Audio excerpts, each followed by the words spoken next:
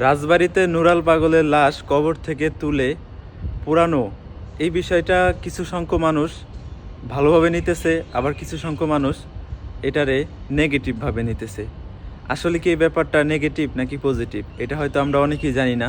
তো এই হুজুরটা এই নুরাল পাগলের সম্পর্কে কি বললো, ভিডিওটা দেখেন, তাহলে বুঝতে পারবেন যে এটা কি সঠিক নাকি ভুল কাজ করেছে।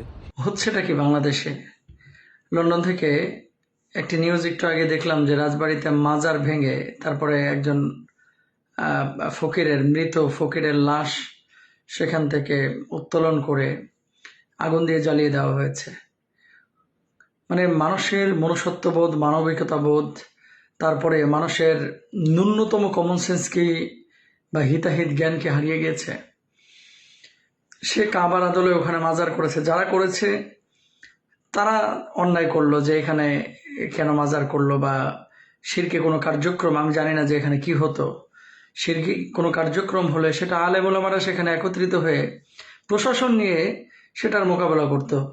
কিন্তু আপনি ঢালাওভাবে সেখানে গিয়ে হামলা করে লাশকে তুলিয়ে পুড়িয়ে ফেলবেন, এই রাইট কি ইসলাম আপনাকে দিয়েছে? এই ইসলাম কোথা থেকে পেয়েছেন আপনারা? অবশ্যই আমি বলছি না যে আমি মাজারের পক্ষের লোক বা সিজদা দেওয়া বা শিরকের পক্ষে, এটা কোনোভাবেই আমি না। কিন্তু যেখানে আল্লাহ রাসূল সাল্লাল্লাহু আলাইহি ওয়াসাল্লাম ইয়াহুদির লাশ দেখে দাঁড়িয়ে গিয়েছেন, মানুষ হিসেবে তাকে সম্মান দিয়েছেন। যে ব্যক্তি মারা গিয়েছে তার ব্যক্তিগত আমলের ত্রুটি থাকতে পারে, কিন্তু লাশ কবর থেকে তুলে পুড়াতে হবে, এটা কোথায় পেয়েছেন আপনারা? এটা কি ইসলাম অনুমোদন করে?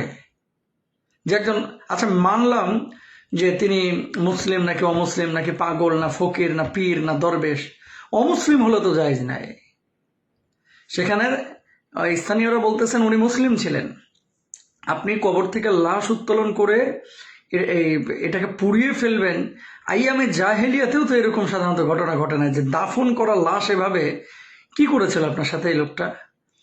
আচ্ছা, সে তার পাশে যে মাজার বা কাবার আদলে যে বিল্ডিং নির্মাণ করা হয়েছে, মাজার নির্মাণ করা হয়েছে, এটা কোনোভাবেই অনুমোদনযোগ্য না, ইসলাম এটাকে অনুমোদন করে না। কিন্তু আপনি লাশ তুললেন কেন? আপনি মাজার নিয়ে ঝামেলা আছে, ঠিক আছে, প্রশাসন নিয়ে, অথবা আর এভাবে আপনি আইন হাতে তুলে নেবেন, এটা কি ইসলাম অনুমোদন দেয়? তাহলে তো এটা জাতিগত একটা দাঙ্গা বেঁধে যাবে, যে একজনের কোনো বিষয় পছন্দ হচ্ছে না, আপনি তাকে গুড়িয়ে দিবেন। তাইফের ঘটনা মনে নাই? কি এই ভাইরা বোনেরা, এটা আমরা আসলে কোথায় যাচ্ছি? রাসূল সাল্লাল্লাহু আলাইহি ওয়াসাল্লামকে যখন রক্তাক্ত করলো, ফেরেশতারা এসে বলেছিল, আল্লাহ রাসূল আপনি একবার বলেন আমরা দুপাশের পাহাড় নিয়ে এসে এদেরকে মানে একেবারে পিষে মেরে ফেলি। নবীজি কি বলেছিলেন? যে আমি দাওয়াতি কাজ কাদের সামনে করব, তাই না? আপনি মাজার, কবর, এগুলো নিয়ে সমস্যা বা শিরকি কার্যক্রম হচ্ছে, এগুলো নিয়ে প্রতিবাদ অবশ্যই করবেন, কিন্তু আইন নিজের হাতে তুলে নিয়ে এভাবে মানুষকে আপনি আঘাত করবেন, লাশ পুড়িয়ে ফেলবেন, বিশ্ব দরবারে মেসেজটা কি যাচ্ছে? ইসলামকে কি সুন্দর করে আপনি প্রেজেন্ট করছেন? এই যে পশ্চিমা বিশ্ব বলেন, সারা পৃথিবীর অন্যান্য জায়গায় কি মেসেজ দিলেন আপনি? উগ্রতা, জঙ্গি আচরণ, কথিত জঙ্গি। তারপরে এর মাধ্যমে আপনি মেসেজ দিলেন যে এদের ন্যূনতম কমন সেন্স নাই, হিতাহিত জ্ঞান নাই। আপনার বাড়ির পাশে যদি অমুসলিম কাউকে এভাবে কেউ দাফন করতো, তাকে কি আপনি পুড়িয়ে ফেলবেন? কোশ্চেন কেন না? নবীজি সাল্লাল্লাহু আলাইহি ওয়াসাল্লাম বসা ছিলেন, ইয়াহুদির লাশ সামনে দিয়ে নিয়ে যাওয়া হচ্ছে, নবীজি দাঁড়িয়ে গেলেন। সাহাবীরা বললেন, ইয়া রাসূলুল্লাহ, সে তো ইয়াহুদি, আপনি কেন দাঁড়ালেন?